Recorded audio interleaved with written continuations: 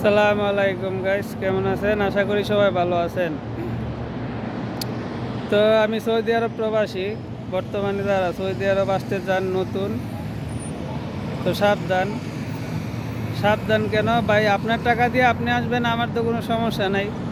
কিন্তু একটা দেশীয় ভাই হিসাবে বা একটা দেশের ভাই হিসাবে, বা আপনি এতগুলা টাকা কষ্ট করে খরচ করে আইবেন, তো আমি যেহেতু সৌদি আরবে একটা বাঙালি আছি, যদি কিছু আমার কথা দ্বারা উপকার হয় তাইলে তো ঠিক না, আমার কথাগুলো সার্থক বা আমি সার্থক।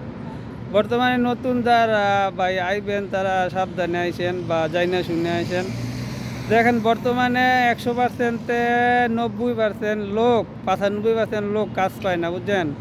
দালালের মাধ্যমে আসে, কাজ দেয় না, কামা বানায় না, অনেক সমস্যা, কান্নাকাটি করে ভাই, খাইতে পারে না, খাওয়ার টেয়া নাই, মানে ঘুমানোর মতো একটা জায়গা নাই, বুঝছেন? থাকার মতো একটা জায়গা নাই, খাওয়ার টেয়া নাই, বেতন দইল পরের কথা, বাড়িতে পাঠাইব পরের কথা।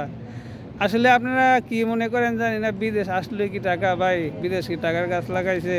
যে টাকার গাছ লাগাইছে।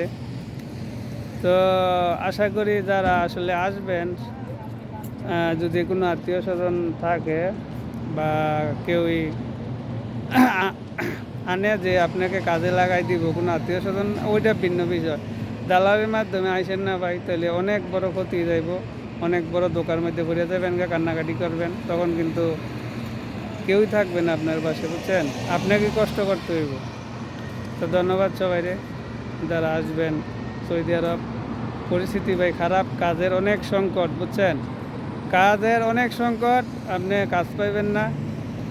ভাই যারা আছে তারাই অনেক কষ্টে আছে। তো ধন্যবাদ সবাইরে, ভালো থাকবেন, সুস্থ থাকবেন। আসসালামু আলাইকুম। আর যদি ভিডিওগুলো ভালো লাগে সবার কাছে শেয়ার করে দিবেন, পরবর্তী ভিডিও ইনশাল্লাহ আসবে। তো সবাই ভালো থাকবেন, সুস্থ থাকবেন। আসসালামু আলাইকুম।